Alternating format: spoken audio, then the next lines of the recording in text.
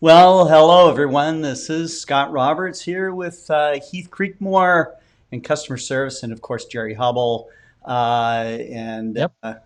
wherever Jerry might be, I'm not sure. But you're here on our Tuesday show, and it's episode 43 of this program of the OpenGOTO Community Live, and so we're really excited to have you here. And so, where do we get started, Jerry? Well, we've had some good activity on the forum today. I've got some messages that I got earlier today from a couple of users also. Okay. I think the first thing, what was the first thing on the list that we talked about We were earlier? talking about somebody with some sort of laser install Oh, right. on the IXOS 100 mount. Right. So on the forum, that was this afternoon. Let me go there. I'll share my desktop here in a second. Okay.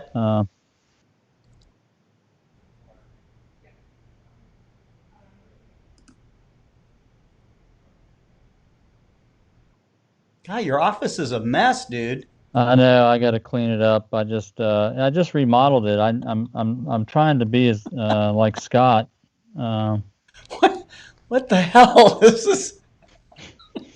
It does freak me out, dude. It does. It freaks me out. it's a bizarro world. You're sitting in my chair. I You're, know, you're taking over my office. You're right? flinging stuff around. You're drinking out of my coffee cup. Hmm. Uh, you know, strange. Bergman Scooter says we're both in the same office. No, we're in the same dimension. That's where we're. Right. That's right. Yeah. So he's got this post is called added album polar alignment with laser pointer. So he's uploaded some pictures. I'm gonna go to my All right. email to show you the pictures actually. So I'm gonna share my screen. And this is something that people talk about when they buy our mounts and how to do polar alignment. They ask about, well, what do you provide for that? And we provide what we call a polar tunnel to look through, and which is an interesting term. Polar. Uh, Yeah. a polar tunnel, right? So Mhm. can you see my desktop now? I guess you can see Yeah. yourself now. Yeah. So all right, so let me. This came from Alberto Rivas Sendra is his name. This text is pretty small probably, but let me bring up the first picture. Okay. Oh wow. Can you see that? Yeah. So this is a drawing that he made showing how it would point through the mount, and that's the attachment down at the bottom. And this shows the actual plastic pieces on the prototype that he's built Okay. So you that 3D attach. these things, I guess. It looks like it, yeah, exactly. And see the laser Yeah. sticking up through there. Mm-hmm. So How do you it's know? kind of How do you know that the lasers pointed? Maybe you figured this out somehow, but I'm kind of curious how he is keeping the laser from cocking one way or the other. You know? yeah. That is a question that Wes, I was talking to him about it earlier, asked also. So you got to make sure that the laser is aligned with the tunnel basically, and you can do it mechanically, assuming that the tunnel is concentric and it is aligned with the actual, and it is because it's the actual shaft of the RA axis. Yeah. So if you can build the device that's concentric with that, I would think you'd be very close. I mean, what we're talking about is trying to get in within a few arc minutes, I think, with the laser. Sure. Uh, it's not like you're trying to do a perfect alignment. It's going to be much faster, much easier than trying to use an alignment scope probably because you got a spot up in the sky to look at Sure. while you're moving it around. So even if you can just get the laser to be on the North Star, that's going to be pretty close for visual use, and that's pretty close. That's pretty much close enough for visual use. Yeah, and it might be even close enough for short exposure use too. So, Right, exactly. So here's some more pictures that he sent. okay, kind of fun. Kind of interesting. Yeah. So this is how he maintains its concentric concentricity, I guess. The consent. Concentricity Yes. Not an easy word to is say. he's relying on that right ascension clutch knob. It looks like Right. the way it fits over. See what else, and then he's got this other thing that he puts in the front. Maybe that's another That's a adapter for plug, the right? thing. I mean, Oh, is that the plug? I don't that's know. a plug. Not sure. He I don't know. explained what it does? No, that's He not. didn't really. No, he just uploaded the pictures. He didn't really explain everything. Wait a minute. So if he's got that thing looks like a pin or something, that purple thing, okay, but Oh, that's how he lines it up. that's how he lines it up. Yeah. So it's So got a it's got to get through pinhole at that the end hole. of it, right? And Oh, that. that looks Yep. like a little pin, a piece of Yep. and he probably took the ink cartridge out or something. Right. That's how Right. he It's like lines it a up. right. Mm-hmm. Well, that's interesting. So that keeps it narrowed down into that right spot in the center of the tunnel. Yeah. Yeah. So that's cool. Astro Beard says, I think that collimates the laser, and he's right. Mm-hmm. Yeah. He's from Valencia, Spain. Wow. Okay. Very cool.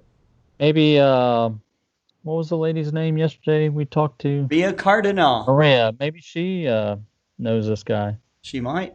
She knows everybody Mm-hmm. there.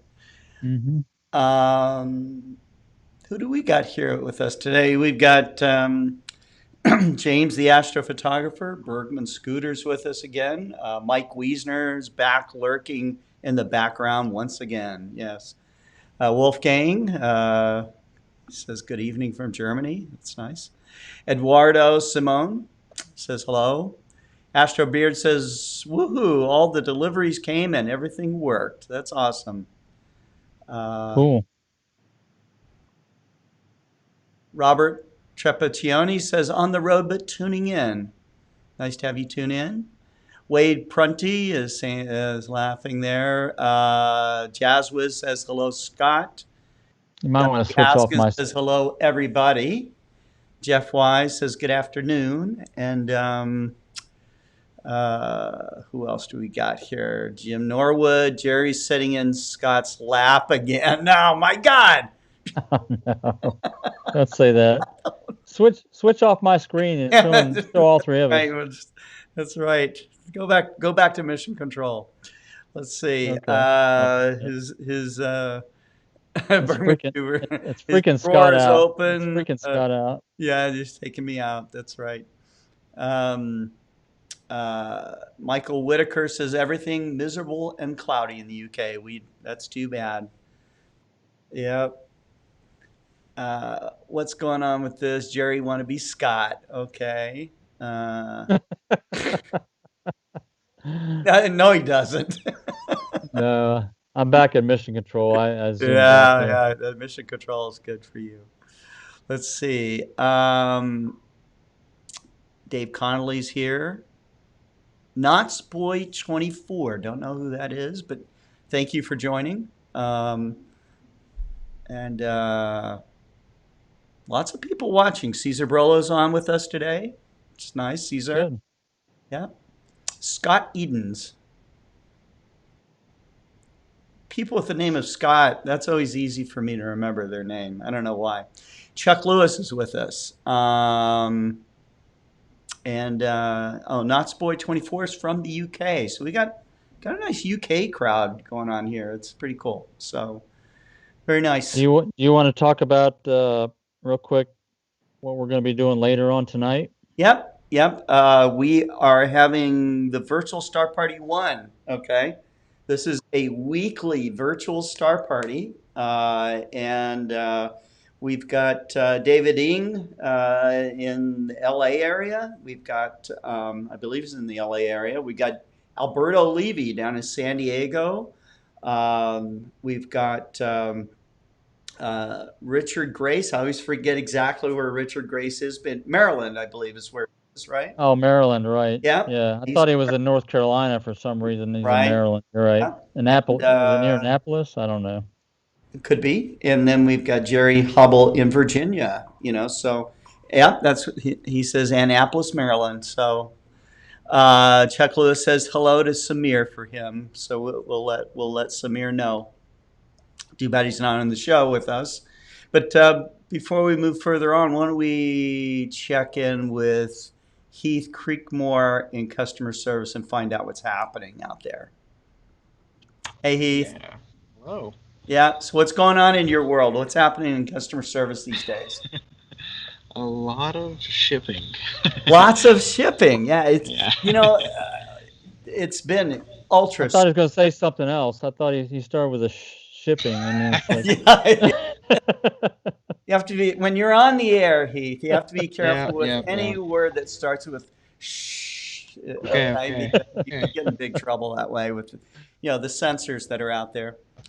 But yeah, I know that you were chasing down also a telescope mount combination for a Yeah. gentleman, and we'll be talking about that after the show. But it seems like everybody, Jerry, wants to try doing some astrophotography, and this guy's also wanting to do that. Might be a beginner, is that right, Heath? Yeah. And what's happening is he's starting to press the limits of the mount that he has currently. I see. that's So good. we're trying to get him in the right scope for the mount. Yeah, it's always better to have something go as light as you can to do the job that you want to do. And so a lot of people want to really press the limits of a lot. What's going on with their mouth. They'll put heavy, big tube assembly on it. One time I saw when I was working for Mead Instruments, this guy had an 8-inch Schmidt Cassegrain telescope. And this is before all the robotics and everything that we had. But he put a 10-inch Newtonian with a metal tube up on top of this thing. It's like the old days in the 1950s when you had this big old huge Newtonians on a little spindly mount, Yeah, yeah. PQ mount. Well, this is on a little spindly fork mount at the time. It wasn't even the LX200 massive fork on it. Oh man. And it was just funny, to see this system. And I saw it at a star party, and I just didn't, I didn't want to go over and pick his combination apart because he was big, he was happy, So what am You I? could just stand next to it. Yeah, what am I gonna do? While he's looking at the eyepiece, you can sit there and hit it every once in a while, bang on it. Yeah, and you'll say, That's "What right. the heck is going on?" Yeah, apparently you're not the only one doing customer service. David Ing, who is going to be on our virtual Star Party 1, says he's watching with the volume down on a troubleshooting call. So we're excited about doing this Star Party tonight. Hope you can watch Heath, because it's our first virtual Star Party. Yeah. And we'll start. What time will it be your time, Jerry, on the East Coast? 10:30. 10:30. Yeah, 10:30. So it will 10:30 be roughly 7:30 p.m. on the West Coast. So we're going to start with the guys on the East Coast. It'll be 02:30 UTC. in England. 0:30 UTC. That's right. So if you're Gary watching Parker's England, world. so we're gonna have to get some of the guys from the UK on as well. That would be fun. Not this particular Star Party. We're taking a baby step. We're doing 4 guys, okay? 4 people, and we're gonna see if we can get them all through them within a reasonable amount of time to have the show. So we'll see how it goes. But hope you guys are going to watch tonight. It's going to be fun. But anything else special happening, or are you learning anything new, Heath? What's the latest things you've been learning in customer service? I would say I would really say just trying to balance your weights Mm-hmm. between your OTA and your counterweights and your astrophotography equipment. There's a lot that goes into it, and people don't realize that when they get into it. Mm-hmm. So I'm really learning a lot about that today. It's Yeah. probably 3 or 4 people, honestly. Really? Yeah. Oh, wow. Oh yeah, yeah. Very cool. Oh, very cool. Okay. Well, Jerry, what's our next subject here? You wrote them down. I can't remember the I did. second one Okay. was. So let me look here real You quick. didn't write them down, or did you? I did, of course. Okay, that's what I thought. Good. It's something to do with You know. it's something to do with our picture. I wanted to show a photograph, I think, and how we process it. Okay. All right. Let's. Is that Okay. right? All right. Is that right? Is that the second one? Checking. Just have a little technical. Kent sent me. Let's go ahead and do that one. Yeah. Let's look at it. We don't have to follow any rules here, do we, guys? No, we don't have rules. We've set the rules. What do you mean? Making rules.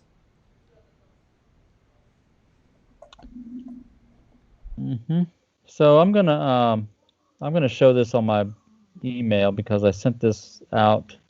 Okay. And then I'll get into what it is. So Kent sent me this image. Let me share my. I gotta share my desktop. Okay.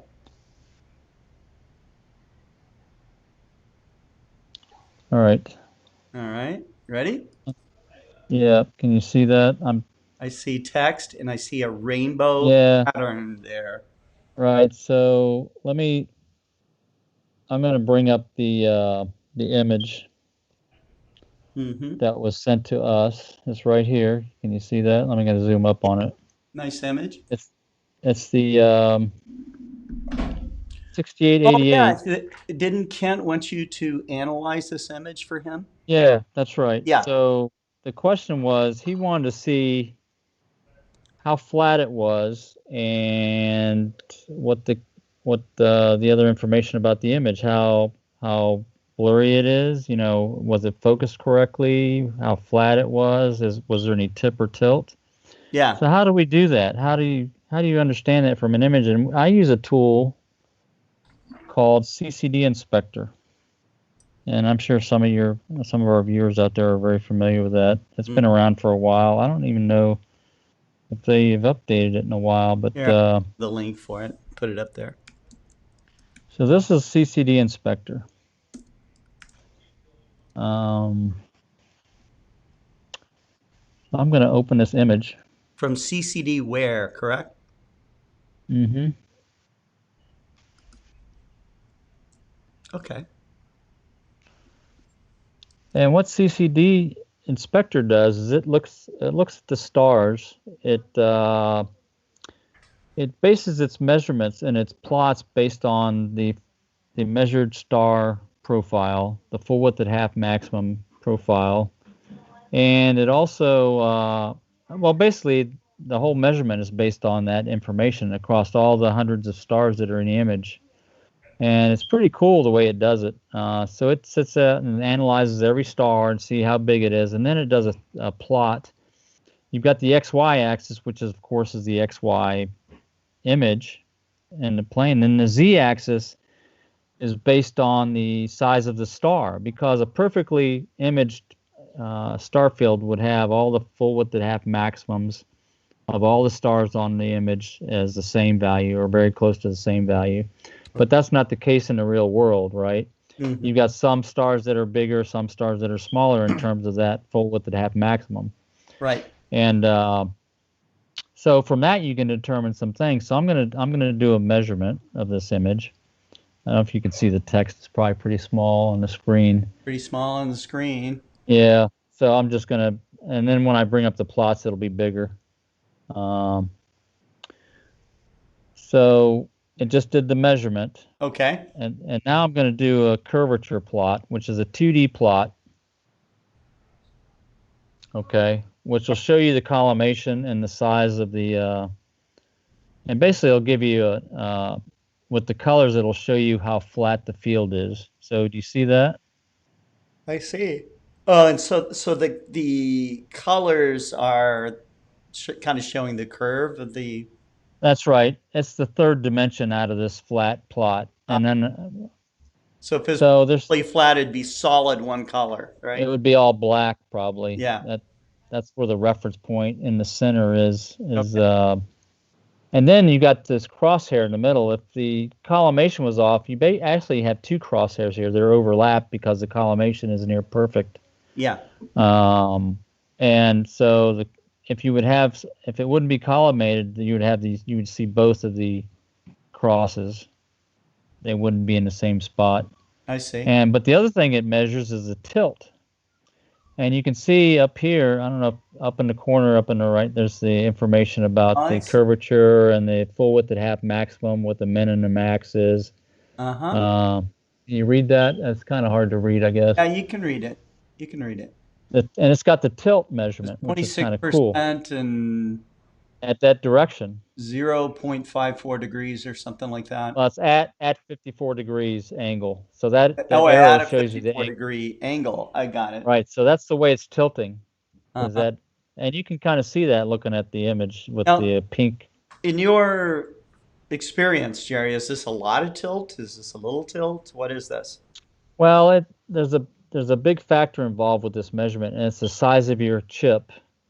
Okay. So typically, when telescopes form the image circle, right, if it's well corrected, it could be well corrected for a small chip camera, or it could be very well corrected for a large chip camera. So the image circle determines that, and then the field flattener that you use, if it's matched correctly for that wide image circle, then it would be a high dollar system for one thing, but it would be very nice, you know.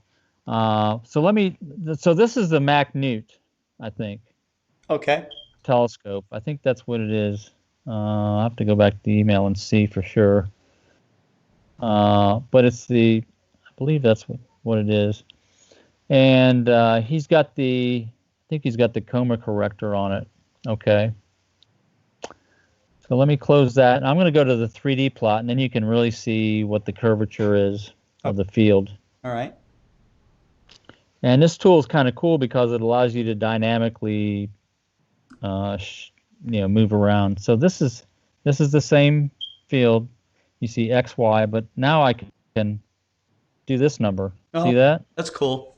That's very. Yeah. So now you can actually see how flat it is. This is not bad. Yeah, it's pretty mild. The size of this frame, it's a DSLR frame, so it's a very wide, big chip camera. So you can see that it does a good job. Yeah. Now, what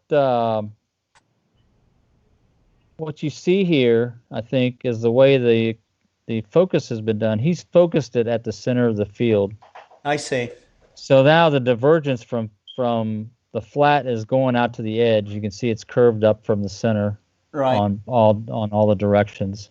Right. I wonder what now like if he had focused somewhere between the middle, Well, that's the thing. So if you focus out here around halfway to the edge from the center, then you would have then the total curvature would be the same, but then you would be balanced on both sides, right? Yeah.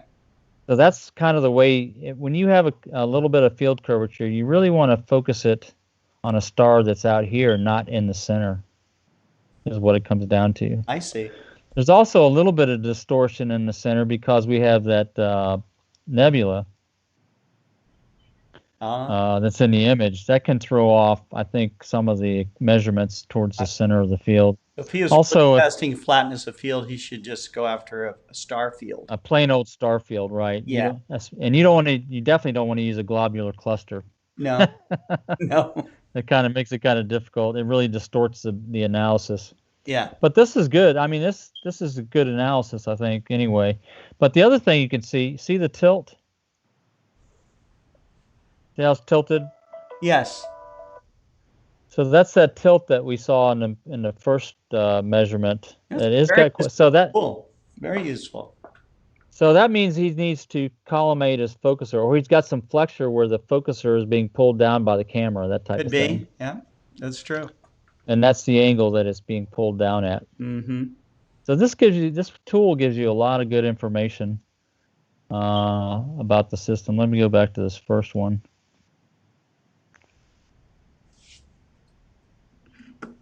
But you never see that detail looking at the image. Just scanning across it. You don't pick up those little small changes in the image. So the tilt is 26%, and what that means, this is a relative change in the in the full width at half maximum across that angle. It's a 26% change in tilt, in the tilt direction. Okay. From the min max, which is 3.8 at the minimum, to 5.2 or 5.3 at the maximum for the full width at half maximum, that's a total curvature change of 36% relative change.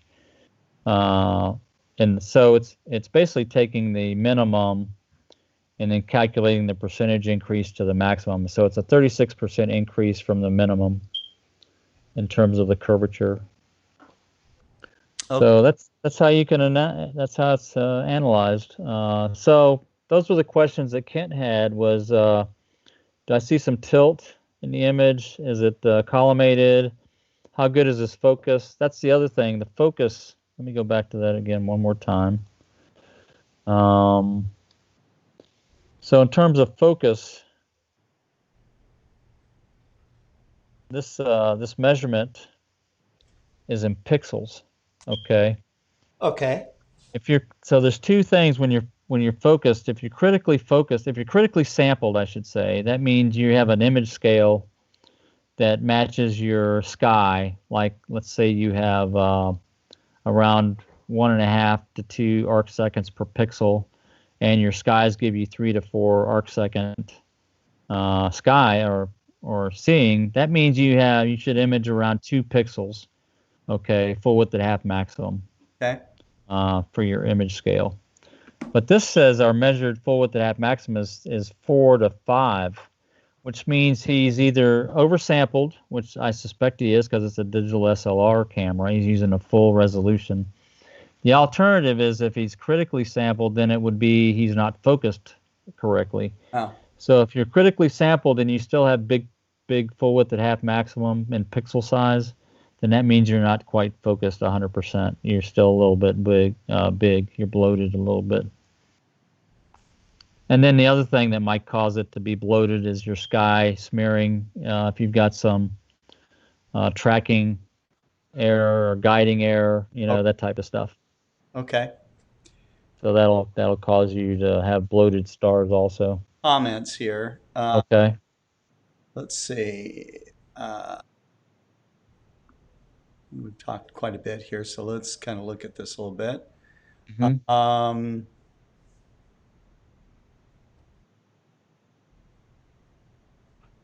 This is they're having a little bit of a conversation amongst themselves, but Mr. Thump 30 says they put a new LED bulb in the street light by my driveway where I image. It's even more obnoxious than the last. I swear it's siphoning my life away.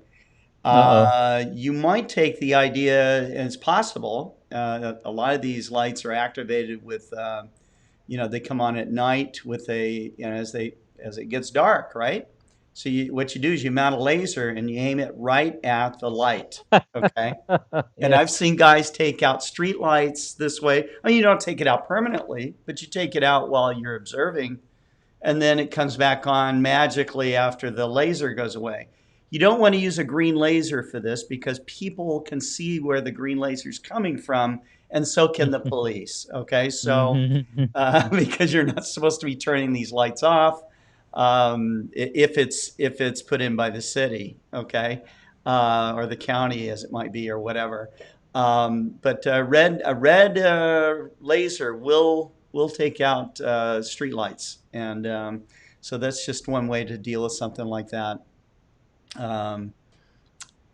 But you have to be stealthy about that. So you didn't hear it from me, okay? It's just I've seen it done. I didn't do it, okay? So. Oh yeah, right. Let's see. Ken says, I took a single 5-second exposure last night at 5,400 millimeters. Wow. With my lightweight Maxitop, no star trails. Then again, it's difficult to image dim objects at a focal ratio of 30. Bortle 8.5 to 9 plus skies. Yikes. Okay. All right. Chalk Star wants to know if we can make Explore Star stack, track, and edit the image in just one click. No, we can't. Nice try. Mr. Thumb 30 says, I too have 8 to 9 skies. I've been playing around trying to find also an ISO setting and exposure time that works best for my DSLR. Not really happy with anything yet. Mike Overacker is lamenting, I have to downsize my outreach program. My conundrum, keep my Celestron AVX, which has worked flawlessly, or sell it and get the Explore Scientific Exos 2 GT PMC-Eight, which I have never set up and used for outreach. Well, that's a conundrum. Don't know. Well, I'd say go for it. Go for it. You might. We're here to help. We're right. here to That's help. right. You're helping. I don't know. Jeff Wise wanted to know exactly what was tilted. So what do you think was tilted in here? Do you think it was the focuser? Do you think it was the camera inside the draw tube? No, it's the focuser. I think it's a focuser. Because it's and a it's Newtonian, because right? And it may be flexure. It may not. Maybe it's collimated. Maybe if you were to run it in and out with the camera off of it, yeah, it would look like it was collimated. But as soon as you mount the camera on it, there's a little bit of weight there that may pulling down. So that means you need to tighten it up a tiny bit and make sure you can still run it in and out like you need. But there's little grub screws. Isn't that correct, Scott? To adjust the flexure. Mm-hmm. And we have I think we have some instructions on our website on how to adjust your focusers, and also there'll be a video. There are guys though that I mean, they're getting down to the really fine adjustment.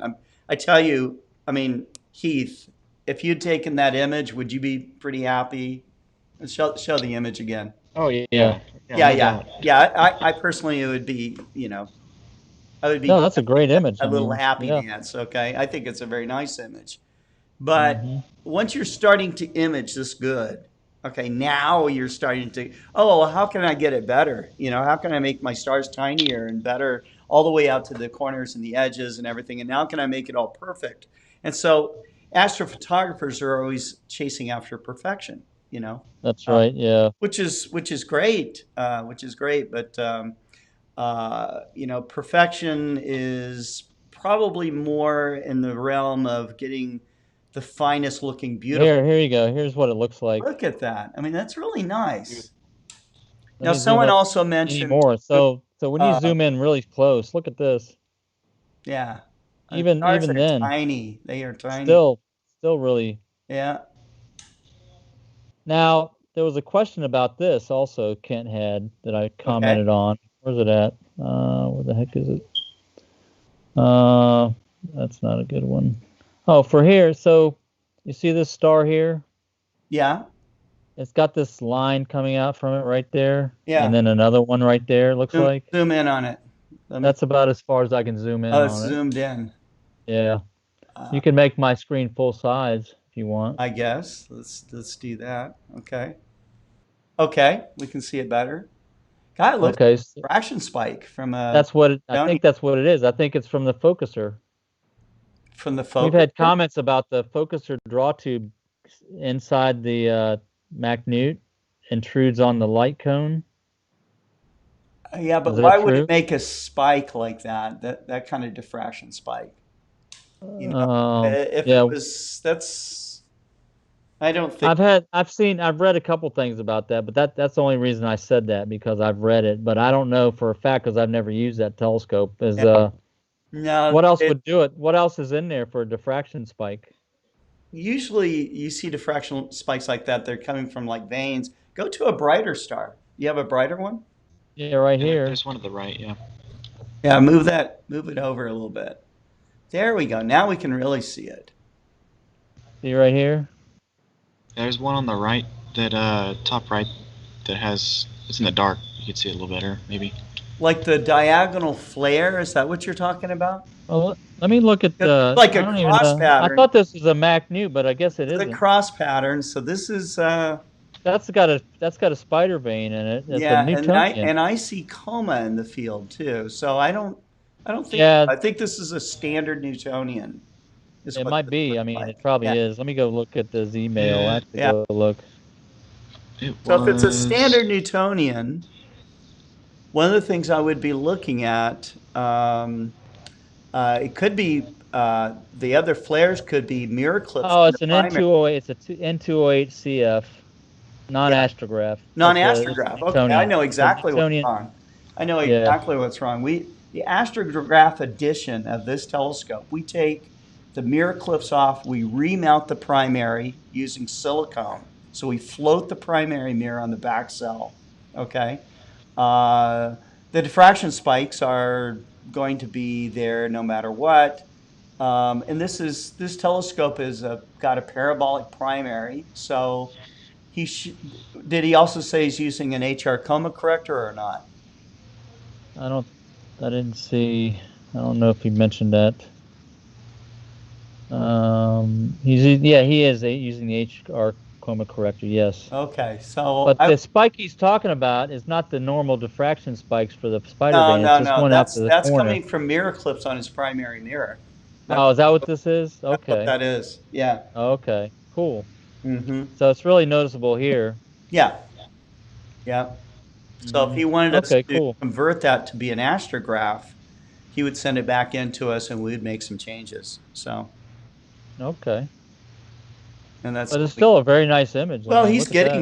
he's getting really good. He's getting really good. Now he needs we could make the scope higher performance for him, to be an astrograph type of system. So, Let me bring that up real quick. The telescope up here. See if I can find it on the menu. Come on.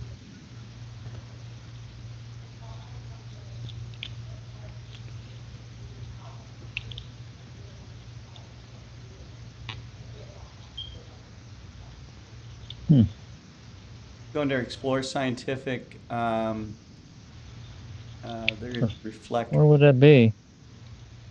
You could type in Newtonian. Just put in Newtonian. Okay.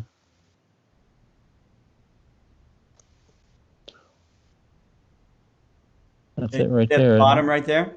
And you're Oh, I got the wrong one. Let me go back that's the again. metal version of that telescope. Yeah, right. He got the carbon fiber, right? Yeah, it's this one right here.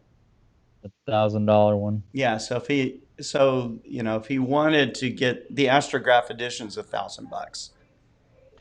So does he have he's got the non-astrograph one, That's which is right. the metal tube, right? The one I brought No, up that for before. a while we sold this carbon fiber model in a non-astrograph edition, and then we That's a decided to make some changes to it. Because we were working with an astrophotographer and looking for ways to improve this because we knew that it could be an excellent astrograph. So Now, one of the things I would suggest, since we did see a little bit of tilt that yeah, I assume is due to flexure. yeah. I've seen people when they mount their Newtonians on their mounts, they put the camera, they rotate the focuser so it's down, and they put their camera underneath. Oh, well, it's hanging straight down. It's hanging straight down, right? Yeah, yeah. When So it's you're not when it's in the park blocking position. the whole thing. That makes a lot of sense. When it's in the park position, it balances it on the deck axis for one thing. Yeah, or you could be at 12 o'clock high and go straight Yeah, you up. could, but you don't want. I don't think you want it up high. You want to make things low as you can. I Yeah, think. yeah. So that's what I've seen. Yeah. Okay.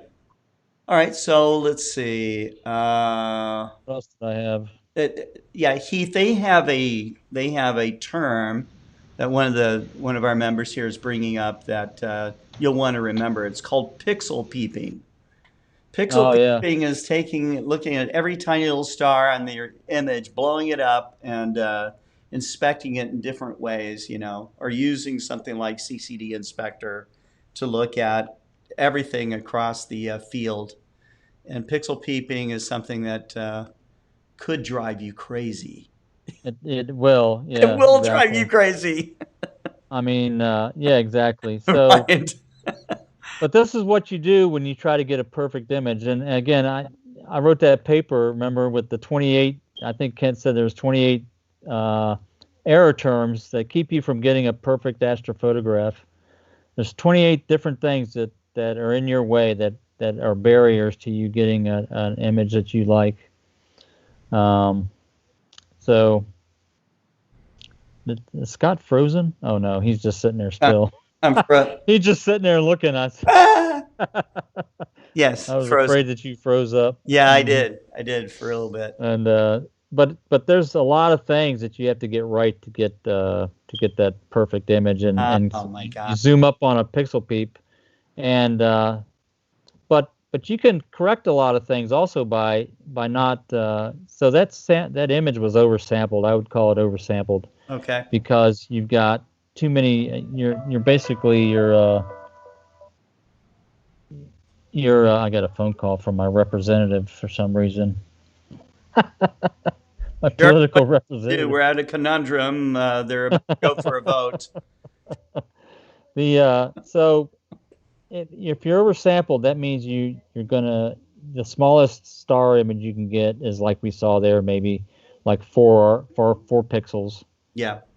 and you're wasting storage space, you're wasting download time, you're using up a bunch of resources that you don't need because your sky just does not give you the resolution that you're shooting for. It's just like when you're using visually and you're putting a 4mm eyepiece in to look at Mars, and it looks like, with 20 millimeters it looks really nice, but then when you put a 4mm eyepiece in, it gets real blobby. Bobby. Yeah.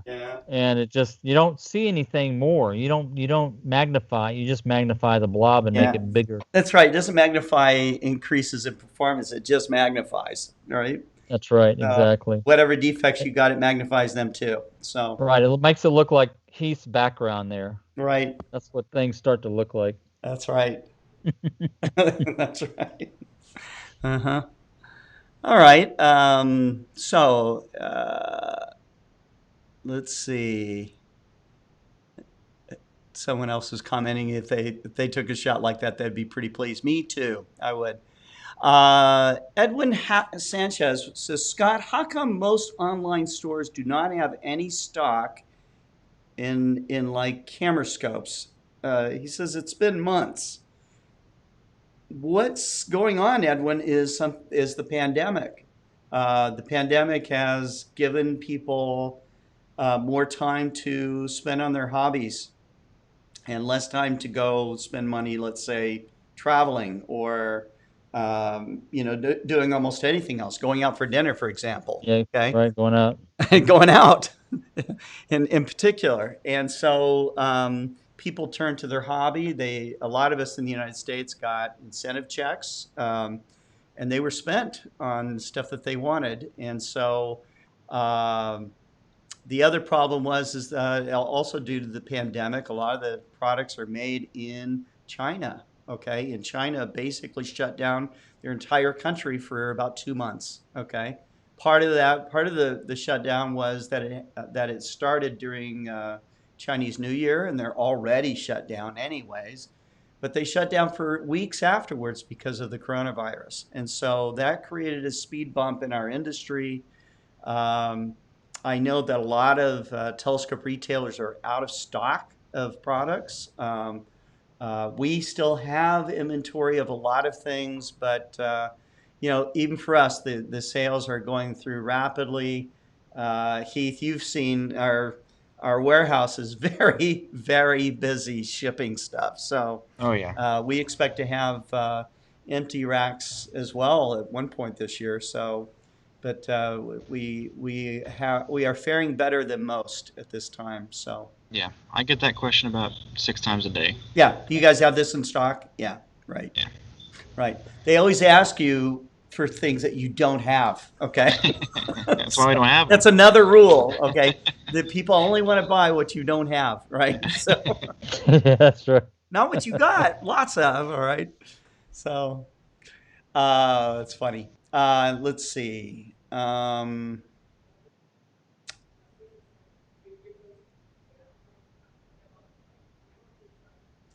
Eduardo Simone thinks that the image is beautiful. Wish mine were even that good. They'll get there. Yeah, just keep going, man. Just takes practice. Astro Beard. I was confused by different models of that scope, which is why I bought the Comet Hunter. Comet Hunter's a great telescope. Great telescope. You're lucky to own one. They're hard to get. Tyler Bowman says, I need to read Jerry's book. Yes, that will be required reading, Tyler. Yeah, we need to. I don't advertise it much on the forum. I mean, it's in part of my signature, Well, but I really except every show you mention it. not every show. You mention it more than I do. I'd like to mention it every time. Are we talking about this book or in other books like it? Yeah, my other book is the Scientific right. Astrophotography, but we need to create a 30-second ad to play in the middle of our show with my books on it. That's just what they want is a 30-second ad. I know, right? They get them already on YouTube. You don't monetize this, do you? I don't think so. I don't think in the live shows they get. These aren't. Yeah, they're not monetized when they play back, are they? They play ads. I don't even know. I don't think they do. I don't know. Yeah. Yeah, I don't think you monetize it, so they don't play ads. Let's see. Tyler Bowman says he has a question for the rep. So Tyler, what's your question? He wants to stump the rep. Okay, let's see what happens here. You got to go easy on Heath. He's a beginner, so he's working really hard too. All right, Mike Wiesner wants the door prize to be Jerry's book. Okay, so we'll do that. Okay. Jerry gets to invent the question. I can. In fact, I could. I don't know if he wants a signed copy, but I could order it and sign it and send it to him, and I can use Scott's credit card to pay for it.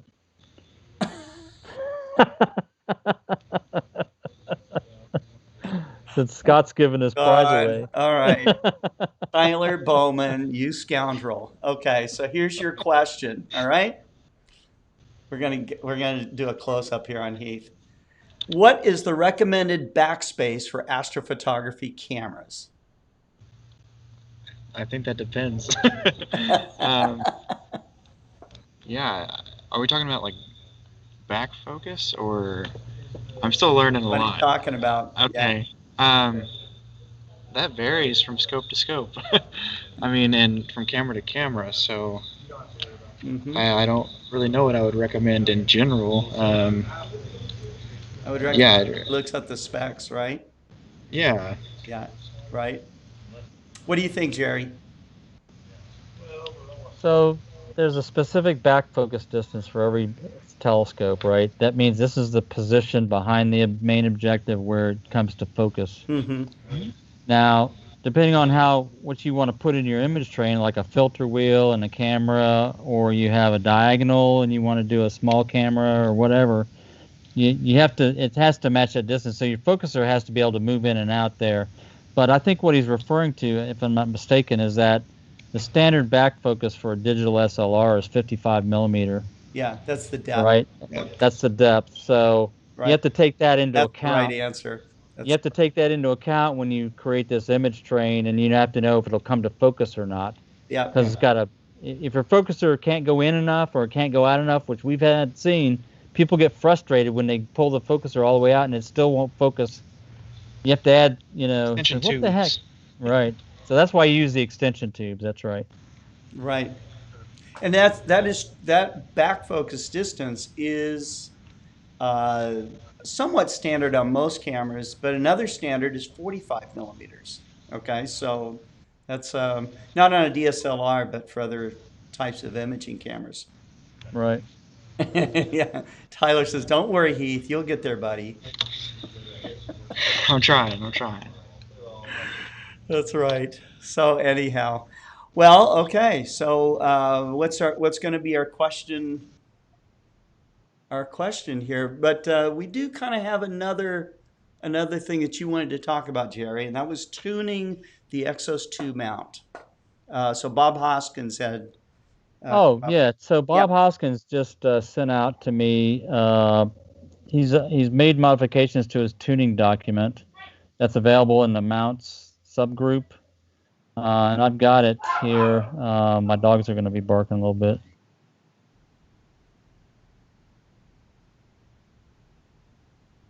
Let me find the document.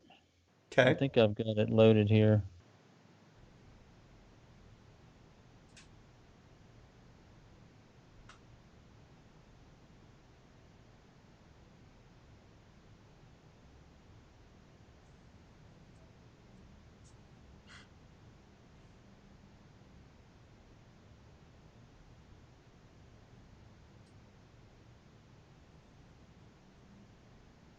I'm looking in my email where Bob sent it to me so I can open it up here.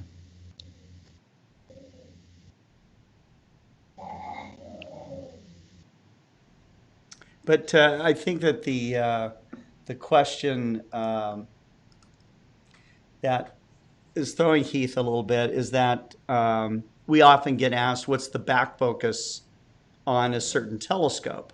Okay, Right, right. that's how much how much range you That, focus on the focuser. So right, exactly. That's from how the much is point of the behind the focal length focuser. of the telescope, what's that range that you got? So Dogs. This document is not coming up for me for some reason. I'm in the email, but I'm looking at his email and it's not showing. So I've got to hold on a second. I got to close my email and open it back up. okay, I need like one of those technical difficulty videos I can run. Yeah, with the Indian head and the test pattern. I don't think they can show that anymore. Oh, really? Yeah, I think it's.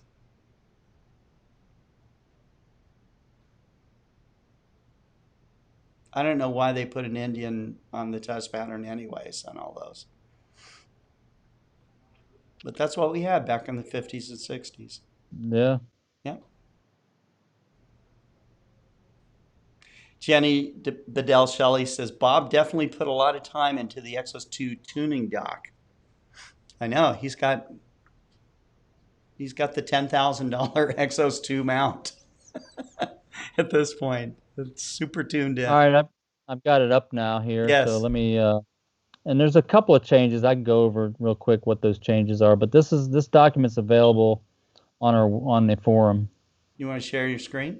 Yeah. Yeah, that's a good idea. Yeah. I don't know. We can make him go hunt for it. There we All go. right, so you Yeah. see it? Yes. Okay. All right. When are we going to get Bob Hoskins on the show? He's over in where's he at? Is he in Canada?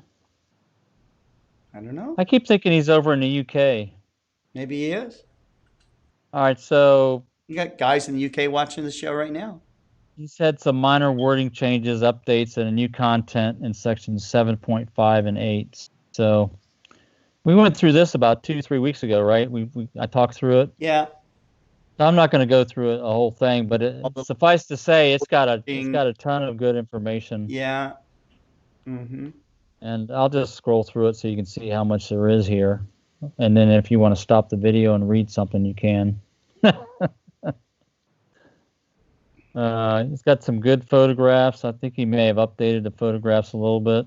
Got some good close-ups. Great. And I was thinking that we should ask Bob if we could turn this into an ES document that our people would work on as a standard, it could be like a manual for repair. Right, a manual for adjustment and repair. Yeah. All right, so that's the bulk of it, and then so he added this section 7.5 when I went through here, which is a cool thing. So adjusting the mesh. Okay. And he's got three different approaches on how to do it, which is kind of cool. So he says you can mix and match. What's your favorite? I read through these, but I didn't think of a favorite, to tell you the truth. I think my favorite would be whichever one works and applies to your Whichever one condition. works, that's true. That's You know, right. it could possibly be that one would work versus the other in a given situation, I guess. So, That's what I'm thinking. mm-hmm. But he's got some good techniques on how to feel where it's tight and where it's loose, and where you go to position the wheel when you do the adjustment. So he talks about right here. This is an interesting thing here. Okay. Talks about when you tighten the clutch up on the Exos 2, it kind of pushes in on the ring gear and it squeezes it. Yeah. Right. So it actually puts it out around a little bit, which creates a high spot and a low spot. I see. So you have to be cognizant of where that's at, and when you do the adjustment. So that's kind of cool. Right.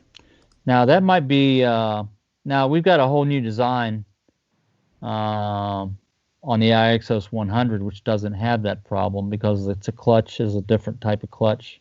Right. So this is a legacy type thing. I don't know that going forward we're going to have the same kind of clutch that we have now in the Exos 2. I don't think so. I don't see why we would. Right. Right. But so that's the new, and this thing should be available, I think, in the next day or two. He sent it out to 2 or 3 people for comments, I think. I see. And peer reviewed. Peer review, and then it'll be posted on the where the one is now in the mounts. It's in the mounts subgroup.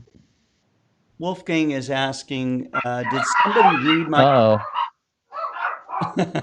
Did somebody read my post in the hashtag application related feature request? This would be Wolfgang. I think I did. Let's go back over it again. Let me go look at it. James the astrophotographer. Wolfgang, I did.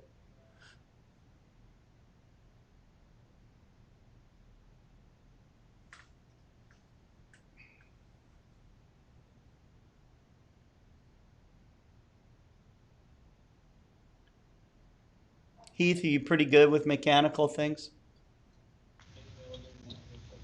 I get them when I see it. I have to see it work. You have to see it. Yeah. Okay.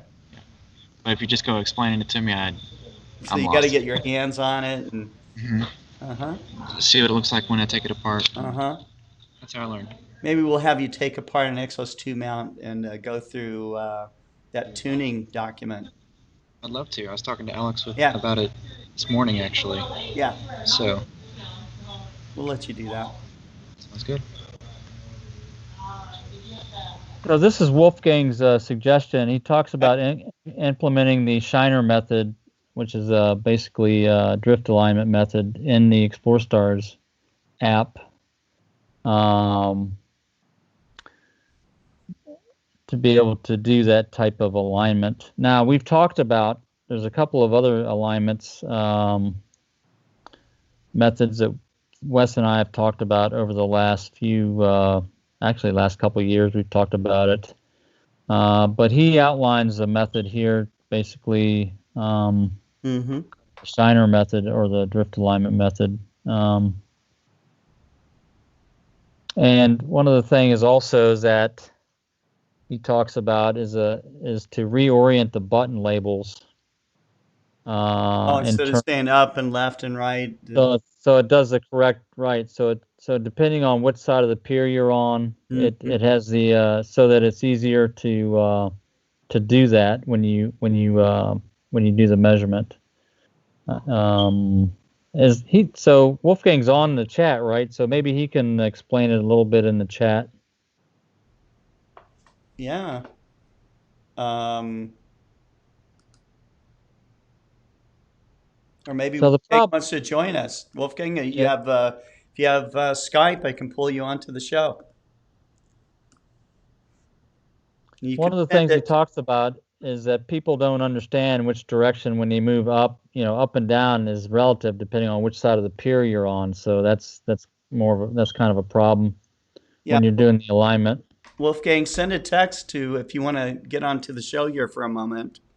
Let me send you my phone number. You guys should have it all memorized by now anyways, but It's constantly S getting it. that. Oh, that's not your phone number. No, that's not my phone number. So my phone number is +1 949 637 9075. Or you can send it to s@explorescientific.com.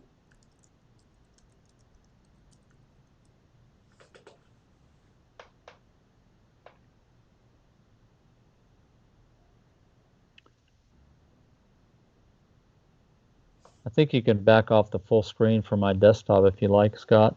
Sure.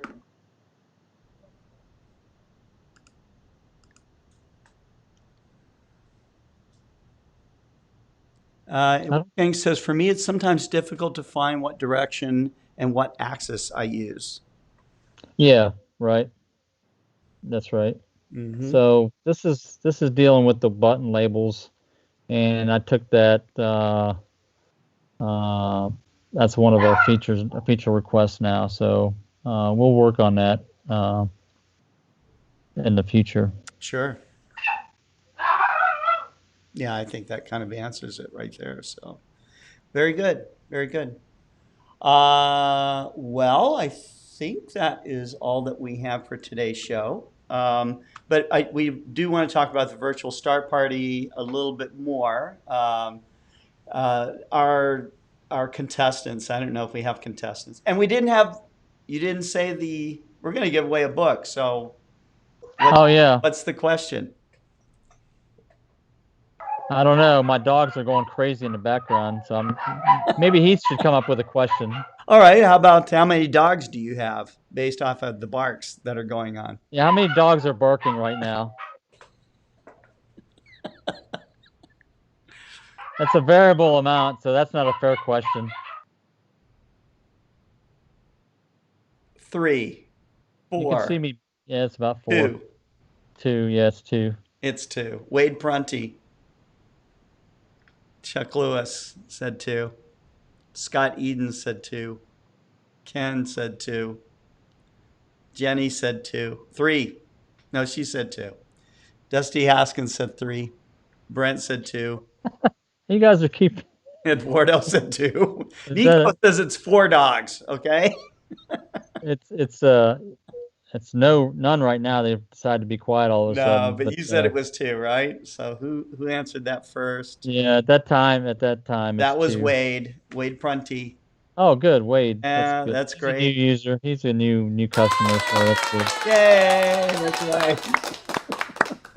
All right, Wade. So all you got to do is send an email to Kent, Kent @explorescientific.com, and give him your. Actually, send it to me. Send it to jrh Oh, at yeah, that's right. explorescientific.com, and I'm going to purchase a book and sign it, and then send me your address. Well, that's nice of you. And yeah. Do you want the scientific astrophotography book or the other one? Or my favorite, the remote observatory book. Right. Actually, they're both my favorites. Mm-hmm. Scott wrote the foreword in both those books. Yep. It's nice. Nice honor to be asked. So, yeah. Does he know which one he wants yet? He can send it to me when he sends me the email. Just tell me. Tell me what he wants. Yeah. That's right. He's got to think it over. And you put people on the spot and they're sweating, thinking about which book they want. Stuff. Yeah, don't talk about Heath that way. No, I'm ready to take a shower, guys. I'm ready. Yeah, that's right. That's right. Yeah, that's right. So Jeff Wise says he wants both. Okay. Wade says he does have to think that one over. Okay. That's right. So we are going to, as I mentioned, we're going to be having our astronomers join us on Zoom. They're going to join about half an hour ahead of time. We'll make sure that we're going to do sound checks and video checks and stuff like that. I know everybody's excited about participating in this. And you guys know where to watch if you're watching on YouTube or Twitch or Twitter or Facebook. We're going to be on all those channels. We do have a new page just devoted to the show on Explore Scientific, and that would be at explorescientific.com/live. And so, but if you like to comment and let us know your thoughts, or you have questions, you're going to want to be on one of these platforms of YouTube, Facebook, Twitter, Twitch. Okay, but here you go. You can tell your friends to watch it there if you'd like. Wade, the Star Party is going to start at 10:30 Eastern, 7:30 Pacific, and that would be 9:30 Central. So. And 0230 UTC time for those in Europe. 0230 UTC, yeah. So there you go. We hope to see you guys tonight if you're up for it. And Wade says that's nice. He'll be up and imaging by that time. That's cool. And for those of you that are watching, watch how we do the Star Party, because Virtual Star Party 2 happens the following Tuesday. So that's our deal. Hopefully, you think you're going to have good skies tonight, Jerry? Yeah, the hurricane's blown through and it's cleared up nicely. So there might be some high clouds or some miscellaneous scattered clouds that we might see, but otherwise, I think we'll be able to get some images. Yeah. Okay. And wherever you guys, What object are we doing? you're Scott? doing M13 tonight. That's right. Yep. M13. So M13. yeah, we will be comparing to an M13 shot done with the Palomar 200-inch telescope from 1953. So that's our goal is to beat that shot with our amateur telescopes, and to see what we can get. We've got a lot of moon. The challenge tonight is that you got a lot of moon. M13 is pretty high up overhead, so Yep. that's can be good or bad depending on how your telescope's set up. But it's nice because the bright globular cluster, so the moon shouldn't impact it a whole lot. I mean, it'll impact it some, but in terms of looking at the globular cluster, we should be able to get pretty good images. Yeah, and so what will happen is that we're going to watch these guys go through their setup, focusing, acquiring the object. They'll talk about their rig a little bit as well, and then they'll start gathering images. Once we know they're gathering images, we'll kind of close out the Star Party, and then the following Tuesday, when we have our next Star Party, we will have each one of these guys show their final processed image, which will be a lot of fun. And so anyhow, we look forward to having you join us for the Virtual Star Party #1. And so take care, and it was great to have you guys on tonight, and keep looking up. Take care. Bye-bye. Yep, thanks. Bye-bye.